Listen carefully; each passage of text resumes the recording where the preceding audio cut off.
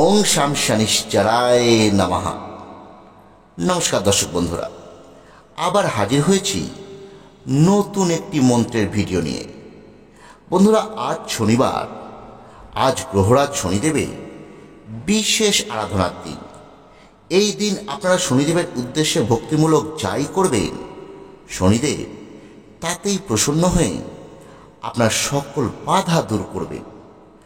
আজ আপনারা আমাদের এই ভিডিওতে সেই শনি মহারাজেরই গায়ত্রী মন্ত্র 108 বার শ্রবণ করবেন। এই মন্ত্র আপনারা যদি আজ দিনের যে কোনো সময় শুধুমাত্র শ্রবণ করতে পারেন, তাহলেই আপনার জীবন থেকে সকল প্রকার গ্রহ দোষ দূর হবে সমস্ত প্রকার বাধা। শনির বক্রদৃষ্টিও আপনার ওপর থেকে প্রশমিত হবে। সঙ্গে সঙ্গে আপনার জীবনে আসবে সুখ, শান্তি এবং সমৃদ্ধি। বন্ধুরা, বিভিন্ন বাধার কারণে আপনার জীবন যদি অতিষ্ঠ হয়ে ওঠে, আপনার হাজার প্রচেষ্টার পরেও যদি কোনোভাবেই সফলতা না আসে, বা ছোট থেকে ছোট কাজেও আপনার যদি বারবার বাধা সৃষ্টি হয়, তাহলে আজকের এই মন্ত্রটি শ্রবণ করতে একদম ভুলবেন না। আর আপনারা যদি আজ আপনাদের নিকটবর্তী কোনো শনি মন্দিরে গিয়ে একটিবার প্রণাম করে আসতে পারেন এবং সম্ভব হলে একটি ধূপ এবং প্রদীপ প্রজ্বলিত করে আসতে পারে, তাহলে খুব ভালো হয়। বন্ধুরা, আজ এই শনি গায়ত্রী মন্ত্র 108 বার শোনার পাশাপাশি আপনারা যদি এই ছোট্ট একটি কাজ করতে পারেন, তাহলে দেখবেন আপনার জীবনও সুখ, শান্তি এবং সমৃদ্ধিতে ভরে উঠছে। শনিদেবের কৃপায় আপনি সফলতার একদম চরমে পৌঁছে গেছে। তাহলে আসুন বন্ধুরা, আমরা এবার শ্রবণ করি শনি মহারাজের গায়ত্রী মন্ত্রটি। আং শৌর্যপুত্রায় বিদ্মহে মৃত্যুরূপায় ধীমহি তন্ন শৌরি প্রচোদয়াৎ। আং শৌর্যপুত্রায় বিদ্মহে মৃত্যুরূপায় ধীমহি তন্ন শৌরি প্রচোদয়াৎ। আং শৌর্যপুত্রায় বিদ্মহে মৃত্যুরূপায় ধীমহি তন্ন শৌরি প্রচোদয়াৎ। আং শৌর্যপুত্রায় বিদ্মহে মৃত্যুরূপায় ধীমহি তন্ন শৌরি প্রচোদয়াৎ। আং শৌর্যপুত্রায় বিদ্মহে মৃত্যুরূপায় ধীমহি তন্ন শৌরি প্রচোদয়াৎ।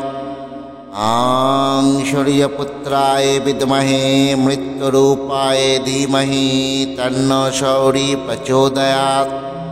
আং শৌর্যপুত্রায় বিদ্মহে মৃত্যুরূপায় ধীমহি তন্ন শৌরি প্রচোদয়াৎ। আং শৌর্যপুত্রায় বিদ্মহে মৃত্যুরূপায় ধীমহি তন্ন শৌরি প্রচোদয়াৎ। আং শৌর্যপুত্রায় বিদ্মহে মৃত্যুরূপায় ধীমহি তন্ন শৌরি প্রচোদয়াৎ। আং শৌর্যপুত্রায় বিদ্মহে মৃত্যুরূপায় ধীমহি তন্ন শৌরি প্রচোদয়াৎ। আং শৌর্যপুত্রায় বিদ্মহে মৃত্যুরূপায় ধীমহি তন্ন শৌরি প্রচোদয়াৎ। আং শৌর্যপুত্রায় বিদ্মহে মৃত্যুরূপায় ধীমহি তন্ন শৌরি প্রচোদয়াৎ। আং শৌর্যপুত্রায় বিদ্মহে মৃত্যুরূপায় ধীমহি তন্ন শৌরি প্রচোদয়াৎ।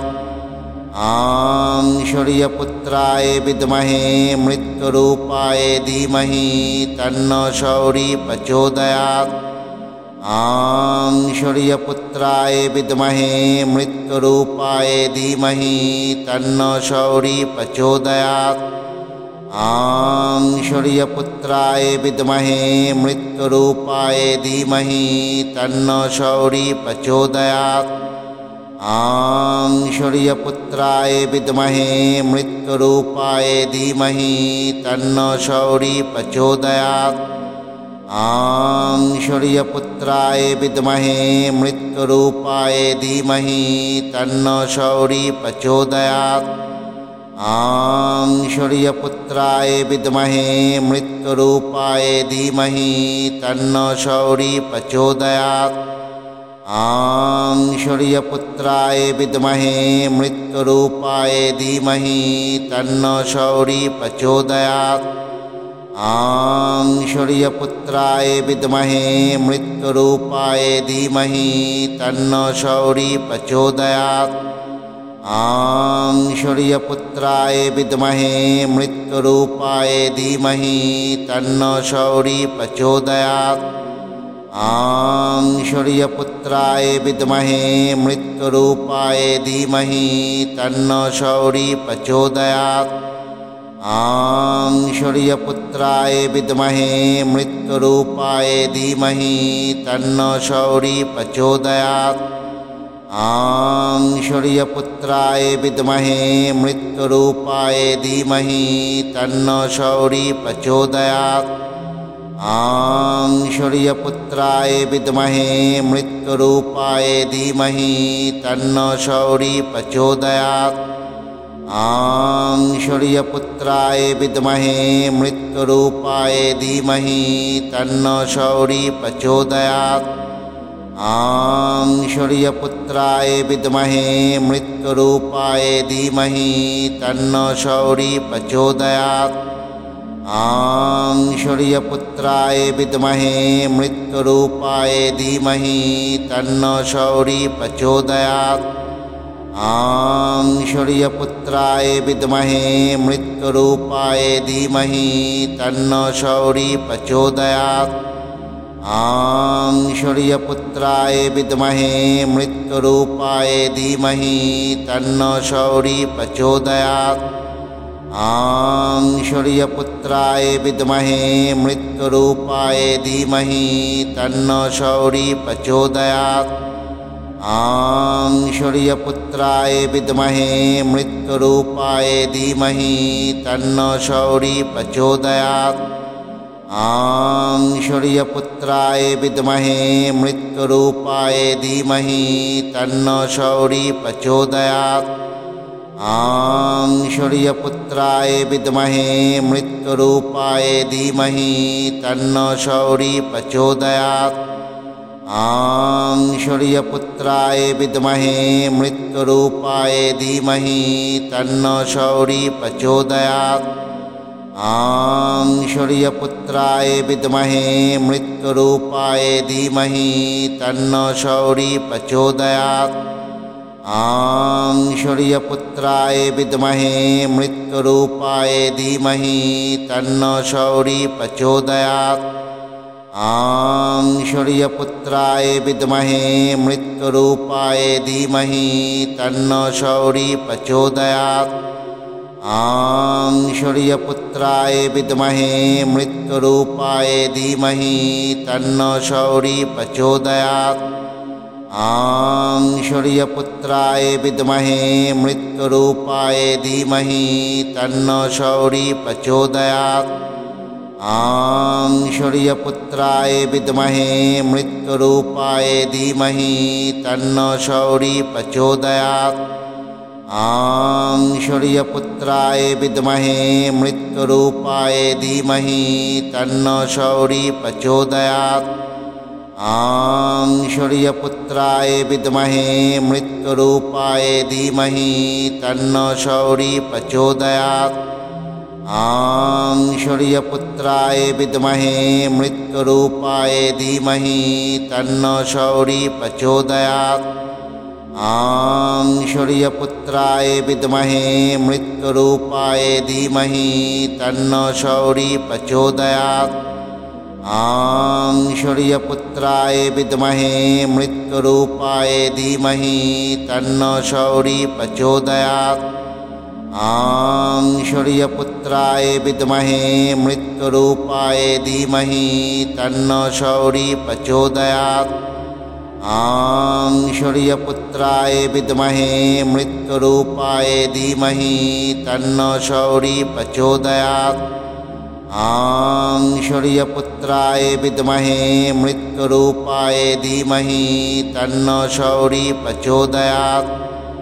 आं शौर्यपुत्राय विद्महे मृत्युरूपाय धीमहि तन्नो शौरी प्रचोदयात्।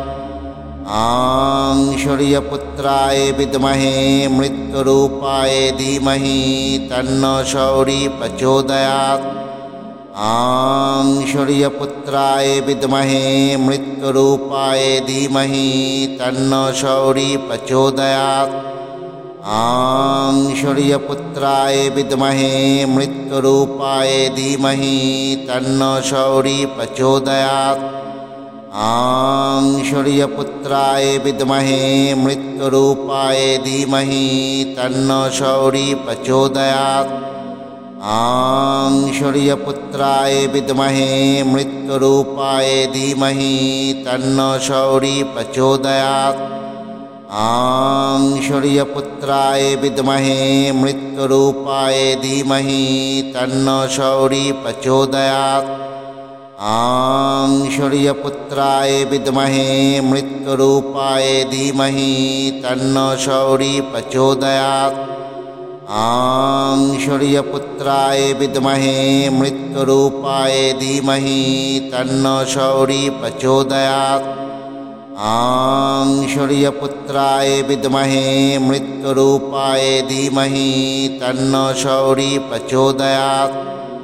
आं शौर्यपुत्राय विद्महे मृत्युरूपाय धीमहि तन्नो शौरी प्रचोदयात्। आं शौर्यपुत्राय विद्महे मृत्युरूपाय धीमहि तन्नो शौरी प्रचोदयात्। आं शौर्यपुत्राय विद्महे मृत्युरूपाय धीमहि तन्नो शौरी प्रचोदयात्।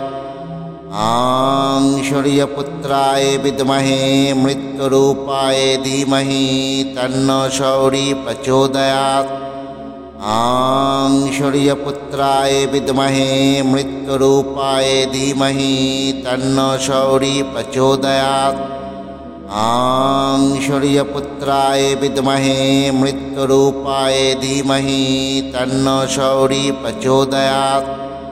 आं शौर्यपुत्राय विद्महे मृत्युरूपाय धीमहि तन्नो शौरी प्रचोदयात्। आं शौर्यपुत्राय विद्महे मृत्युरूपाय धीमहि तन्नो शौरी प्रचोदयात्। आं शौर्यपुत्राय विद्महे मृत्युरूपाय धीमहि तन्नो शौरी प्रचोदयात्। आं शौर्यपुत्राय विद्महे मृत्युरूपाय धीमहि तन्नो शौरी प्रचोदयात्।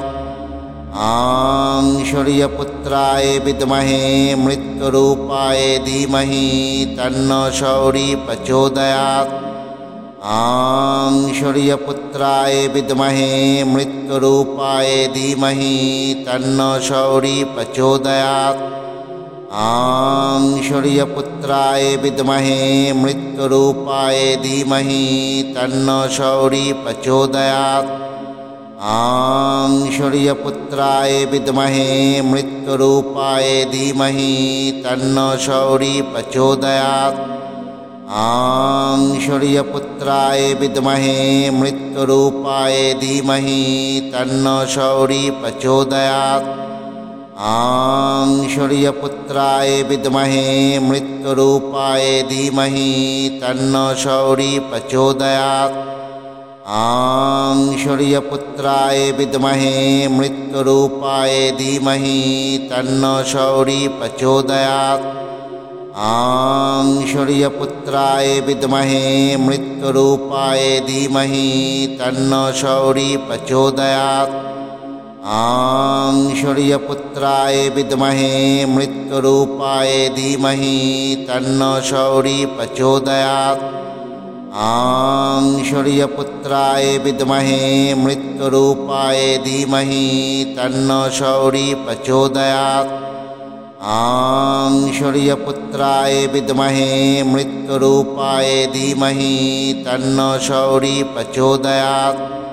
आं शौर्यपुत्राय विद्महे मृत्युरूपाय धीमहि तन्नो शौरी प्रचोदयात्।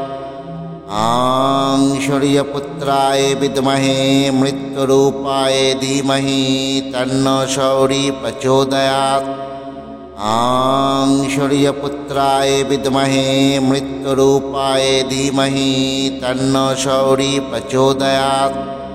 आं शौर्यपुत्राय विद्महे मृत्युरूपाय धीमहि तन्नो शौरी प्रचोदयात्।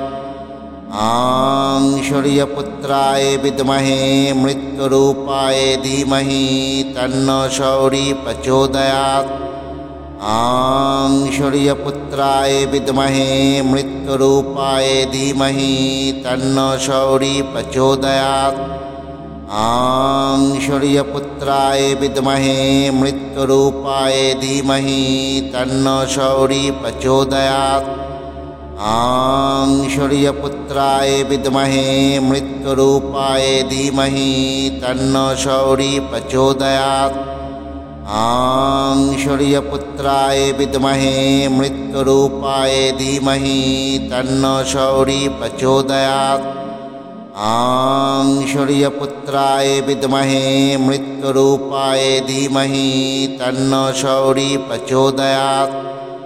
आं शौर्यपुत्राय विद्महे मृत्युरूपाय धीमहि तन्नो शौरी प्रचोदयात्।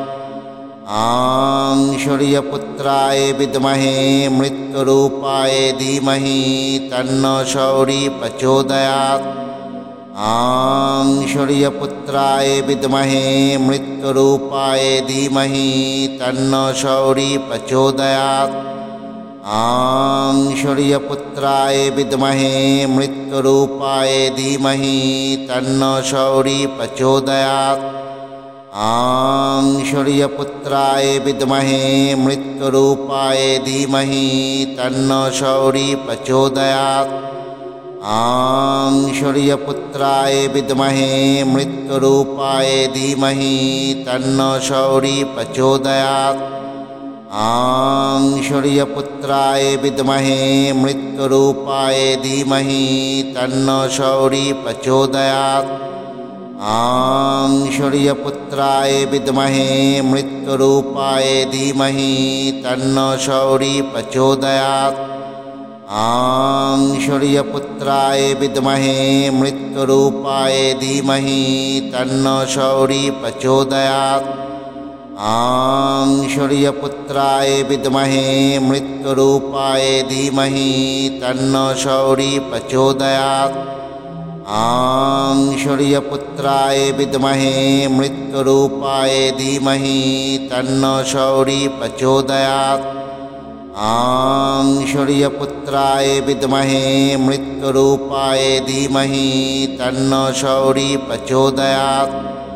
आं शौर्यपुत्राय विद्महे मृत्युरूपाय धीमहि तन्नो शौरी प्रचोदयात्। आं शौर्यपुत्राय विद्महे मृत्युरूपाय धीमहि तन्नो शौरी प्रचोदयात्।